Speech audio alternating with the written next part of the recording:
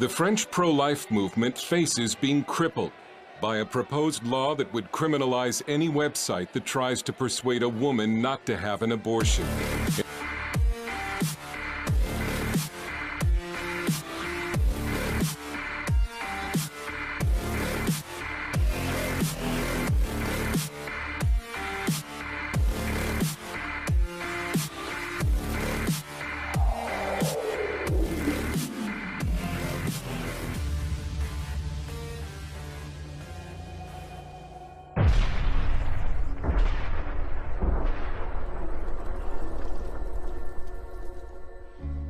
Anyone convicted under the so-called crime of digital interference law could get 2 years in prison and a $31,000 fine.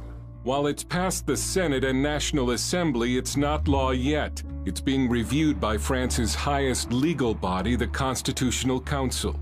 This isn't the United States, where the pro-life movement is a major political force. If passed, as many expect, the law will make an already weak anti-abortion movement in France even weaker. The government says it's trying to stop fake news about abortion. Pro-life leaders call it censorship of their views, and they feel like their movement is being strangled. The law targets words and messages that might deter, dissuade, or hinder women from having an abortion. This law goes pretty far.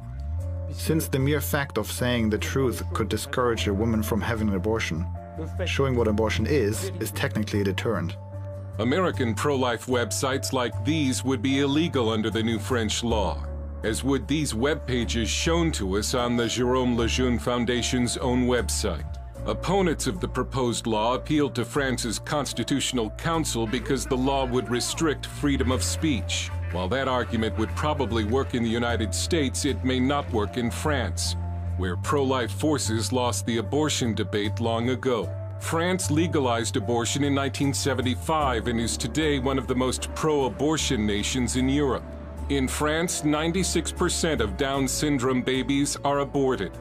Last year, the French government banned this ad showing smiling, happy Down syndrome children. Podrá hacer muchas cosas. Lemonet says the government sees abortion as social progress, along with euthanasia, gay rights, and same-sex marriage. The French haven't gone along with all of it.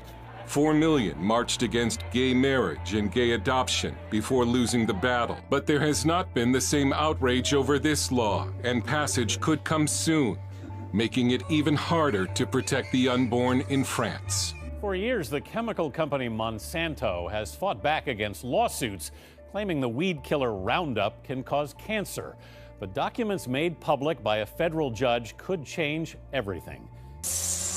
Newly released court documents in a federal lawsuit suggest Monsanto planned to ghostwrite a positive report on glyphosate and get experts to back it up.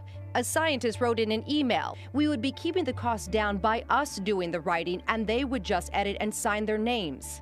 Court documents also reveal conversations between Monsanto executives and an EPA director about a federal glyphosate review. "I doubt EPA and just can kill this," the Monsanto executive wrote, "but it's good to know that they are going to actually make the effort."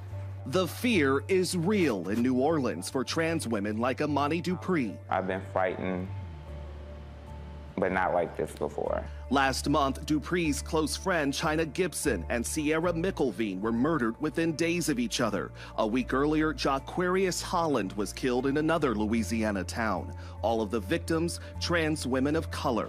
What scares me the most is that people will feel like they can get away with these things and nothing will be done about it.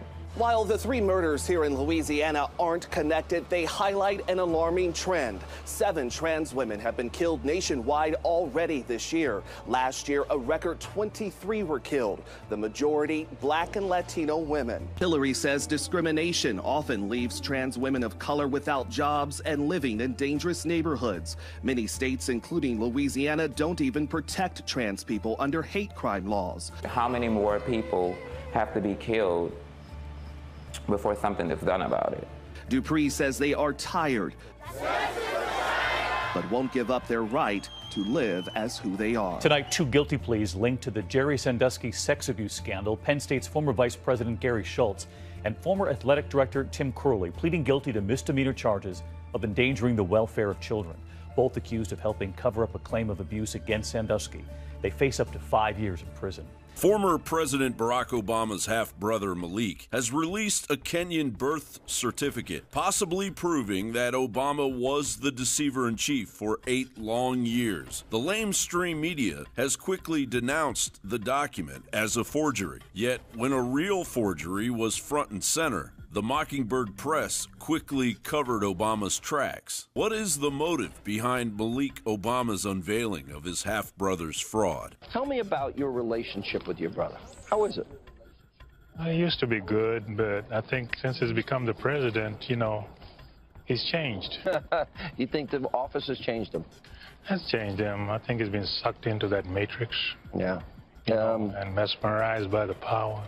This could also be yet another carefully constructed landmine for President Trump. As the Russian collusion is proven false, this distraction could hinder the remarkable job President Trump has already done in just 50 days to improve consumer confidence and decrease unemployment. But if the Kenyan birth certificate is miraculously verified, as his Hawaiian birth certificate has already been verified as a fraud by 2 document experts, President Barack Obama's impersonation of a United States citizen in order to run for president would be easily subject to violating 18 U.S. Code 912. Of course, Obama's crime is unprecedented. The treaties, the toppling of Libya and Egypt, the unconstitutional targeting of U.S. citizens in the National Defense Authorization Acts. In fact, the number of times Obama threatened the Constitution is too numerous for this report. With or without Barack Obama's Kenyan birth certificate, Obama's Hawaiian birth certificate has already been proven a forgery. If the Kenyan document is verified as real, Obama and his hordes of anti-American leftist, social justice warrior communist sympathizers would be the laughingstock of the globe for years to come. Oh wait, too late.